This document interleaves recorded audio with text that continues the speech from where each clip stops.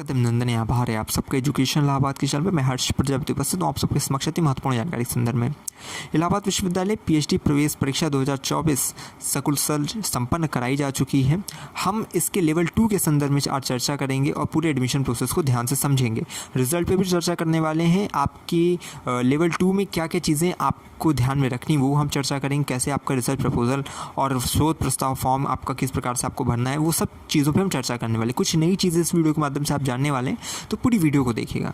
Result के संदर्भ में चर्चा करने से पहले मैं आपको बता दूं, इलाहाबाद विश्वविद्यालय पीएचडी प्रवेश परीक्षा जो कि रविवार 22 सितंबर को आयोजित की गई थी, इसमें जो उपस्थिति रही वो 80% रही है। 9,320 अभ्यर्थी पंजीकृत थे, जिसमें 7,424 अभ्यर्थियों ने प्रवेश परीक्षा दी है। अब यहाँ से एक सवाल उठता है कि रिजल्ट कब आएगा। सबसे पहला सवाल है, और इसीलिए मैंने जिस दिन आपका रिजल्ट आया है, जिस दिन आप प्रवेश परीक्षा देकर आए हैं, रात्रि को ही मैंने एक वीडियो डाल दी थी। अगर आपने नहीं देखा होगा तो फिर से मैं इसमें बता दे रहा हूँ। विश्वविद्यालय प्रशासन ने कहा है कि अगले माह रिजल्ट आएगा। ठीक, अब एक चीज़ ये तो हो गया, विश्वविद्यालय प्रशासन ने कहा कि अगले महीने रिजल्ट आएगा, लेकिन क्या एक्चुअल में रिजल्ट आएगा इस महीने, और आएगा तो कब तक आएगा? मैंने कहा था अक्टूबर मिड में आएगा, ठीक है, क्योंकि उस दिन मैंने कहा था अक्टूबर मिड में आएगा। लेकिन अब यहाँ पे मैं कुछ एनालिसिस आपको बता रहा हूँ, ध्यान से सुनिएगा, तब आप समझ पाएंगे एक्चुअल में रिजल्ट आएगा कब।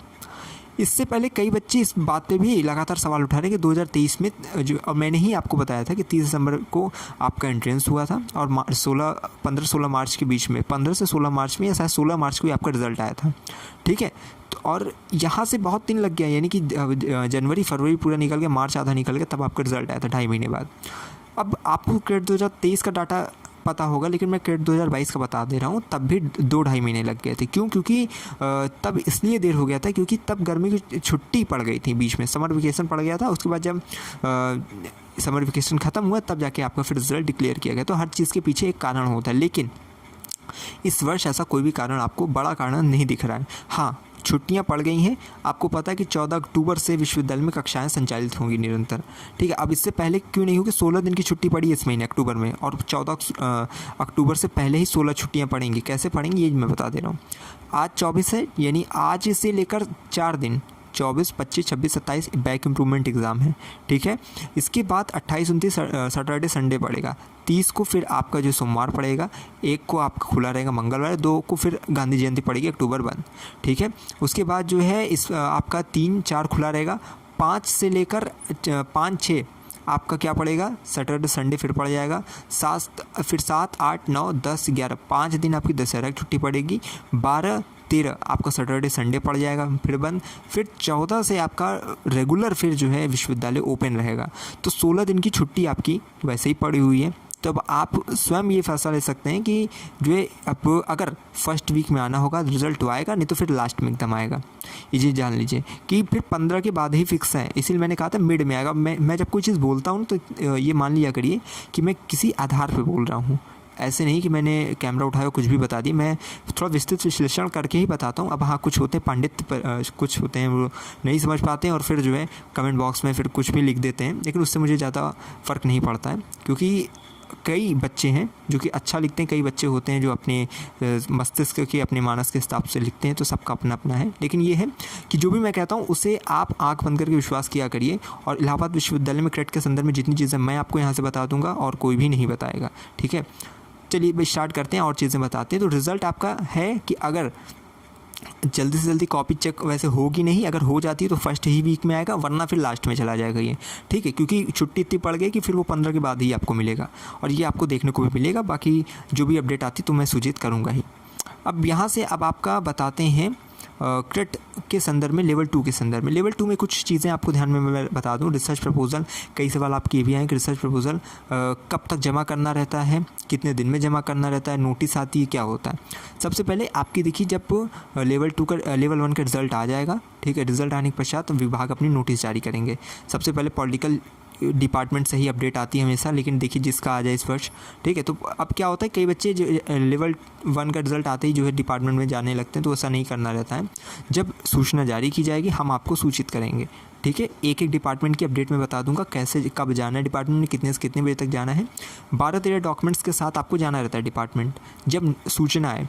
अब एक चीज़ यहाँ ध्यान रखिएगा, एक होता है कट ऑफ जारी करते हैं डिपार्टमेंट, एक होता है कि ऑल कैंडिडेट बुला लेते हैं, जिनमें सीट कम रहती है ठीक है। और बच्चे जो है ज़्यादा रहते हैं तो उनमें कट ऑफ जारी कर दी जाती है।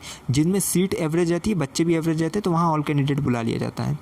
एक सीट पे मान लीजिए किसी विषय में 10 सीट है तो वहाँ 20 कैंडिडेट को लेवल 2 के लिए बुलाया जाएगा। समझ रहे हैं? यानी एक सीट पर 2 अभ्यर्थियों की दावेदारी रखी जाती है इंटरव्यू के लिए। अब समझ गए होंगे आप।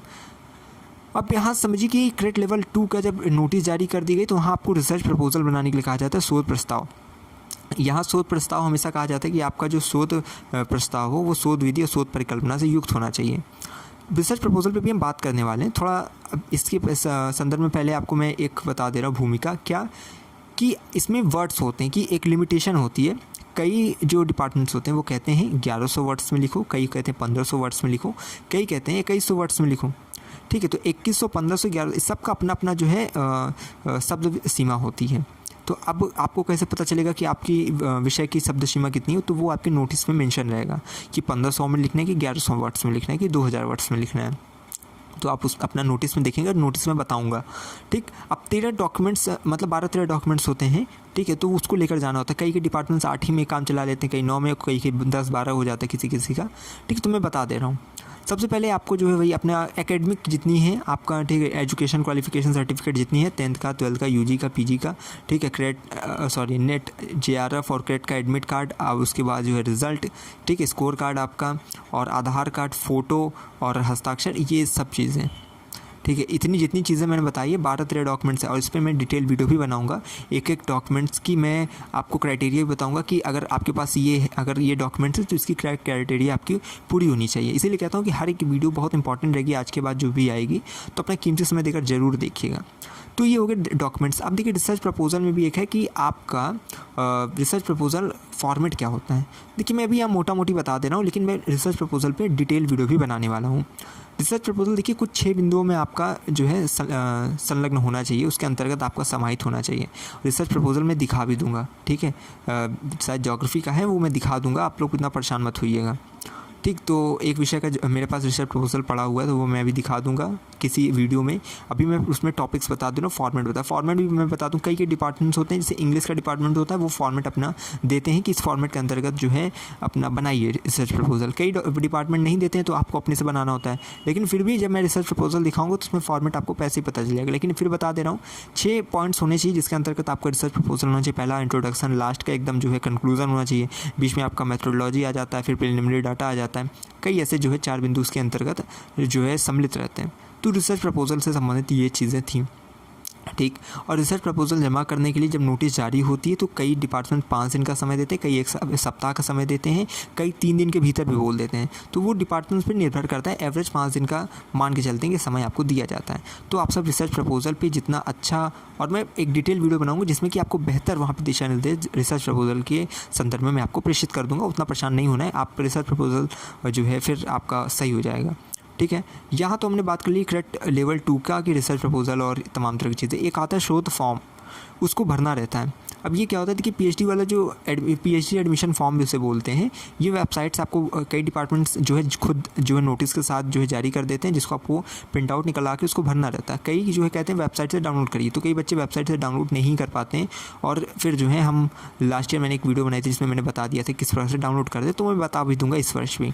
ठीक है, एक डिटेल वीडियो उस पर भी आ जाएगी, तो मैं उसको भी अच्छे से भरना समझा दूंगा ताकि आप गलती ना करें। लेकिन उसमें भरना क्या रहता है, वही आपको अपना नाम वगैरह, एकेडमिक की डिटेल, और जो डिपार्टमेंट द्वारा जारी किया जाता है फॉर्म, उसमें आपको अपना प्रेफरेंस भरना रहता है। किस चीज़ का प्रेफरेंस भरना रहता है? आपको प्रेफरेंस भरना रहता है अपने कॉलेज का, यानी कि कैंपस के बाद आप किस कॉलेज को प्रमुख जो है प्राथमिकता दे रहे हैं।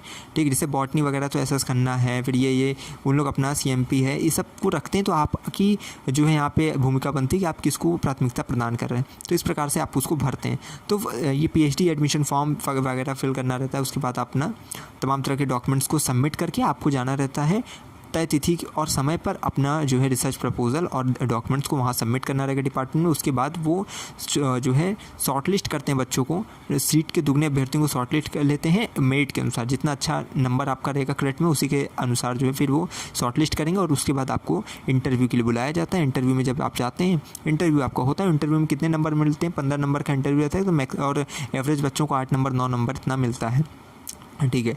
अब इंटरव्यू के बाद जो है फिर आपको फाइनल मेरिट बनाई जाती है। 300 के नंबर को जो क्रेडिट का है वो 35 नंबर में कन्वर्ट किया जाता है। मैंने आपको बताया कैसे कन्वर्ट किया जाता है, फिर से बताऊंगा क्योंकि दो क्रेडिट हो जाता है इसके बच्चों को मैंने बताया। आप यूट्यूब पे एक बार सर्च करिएगा तो हो सकता है आपको वो वीडियो भी मिल जाए मेरी, ठीक। तो ऐसी कोई टॉपिक्स नहीं जिस पर मैंने वीडियोज़ ना बनाया हो, ठीक है। तो इसीलिए कहता हूँ कि चैनल से लगातार जुड़े रहेंगे तो आपका प्रवेश तय है, ठीक है। और एक चीज़ मैं फिर से कह दे रहा हूँ, आप लोग आप इस वर्ष का क्वेश्चन पेपर एक पेज पर लिखकर भेज दीजिए। जिन बच्चों ने भेजा है उनका दिल से आभार, और जिन्होंने नहीं भेजा वो प्लीज़ भेज दीजिए। इससे आने वाले बच्चों का बहुत भला हो जाएगा। जैसे आप सब बच्चों का, अब देखिए मुझे इस समय जो ज़रूरत है वो लॉ फैकल्टी के बच्चा, कोई भी बच्चा जो है विधि संकाय का जिन्होंने इस समय दिया हो, ठीक है, विधि का पेपर, वो मुझे सेंड कर दीजिए। और जो है साइंस स्ट्रीम के वो बच्चे मुझे सेंड किया। आर्ट स्ट्रीम में कई बच्चों ने, कई विषय से संबंधित बच्चों ने सेंड किया, लेकिन मैं जो है साइंस और लॉ फैकल्टी के बच्चों से कह रहा हूँ कि आप सब जो है विनम्र निवेदन है कि आप सब अपना इस वर्ष का क्वेश्चन पेपर एक पेज में लिख कर कि कौन कौन से क्वेश्चन जितना आपको याद हो वो आप मुझे सेंड कर दीजिए टेलीग्राम पे पर्सनल मैसेज करके, ठीक है। तो ये हो गया आपका, मैंने बता दिया कि फिर वहाँ से शॉर्ट लिस्ट किया जाता है। फिर 75 नंबर में आपका 35 का आपका क्रेडिट लेवल 1, 25 का आपका API जुड़ जाता है।